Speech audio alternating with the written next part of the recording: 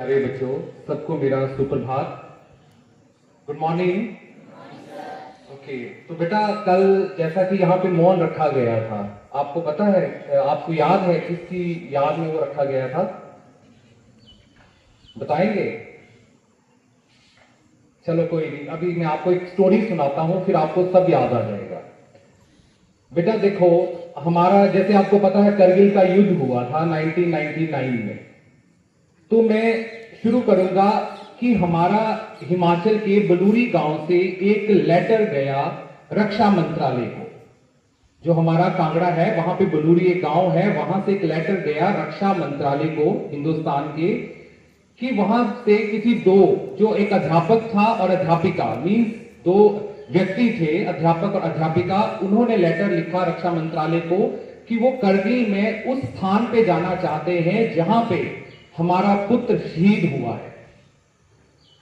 जब रक्षा मंत्रालय को यह पत्र मिला तो उन्होंने देखा, जिस अधिकारी ने वो लेटर खोला, उसने देखा कि ये दो व्यक्ति जो है अध्यापक और अध्यापिका उस स्थान पे आना चाहते हैं करगिल में जहां पे ये बच्चा जो है शहीद हुआ है, तो इसका खर्च कौन वहन करेगा? पहले तो ये बात आ गई, लेकिन फिर उसने देखा कि अगर इनमें इतना डेडिकेशन है तो मैं ही अपनी वेतन से ये खर्चा उठा लूंगा, लेकिन बुलाऊंगा जरूर। रक्षा मंत्रालय ने भी उनको दे दी स्वीकृति कि वो वहां पे आए। जब वो वहां पहुंचे तो वहां जो फौजी थे उन सब ने उनको सल्यूट किया, लेकिन एक फौजी वहां से आया और उस अध्यापक जो वहां पे थे, जो हस्बैंड वाइफ थे, उनके पांव में फूल रख दिए। तो जो अध्यापक था उसने बोला कि आप फौजी अधिकारी हैं, आप मेरे पांव में फूल ना रखें। तो बात वहां तक तो हो गई, लेकिन फिर उस व्यक्ति ने, जो फौजी ने कहानी सुनाई, वो मैं आपको बताता हूं। उन्होंने कहा कि जो आपका पुत्र वहां शहीद हुआ है, मैं भी उसके साथ था। सामने से गोलियां की बौछार थी और हम 5 थे टोटल।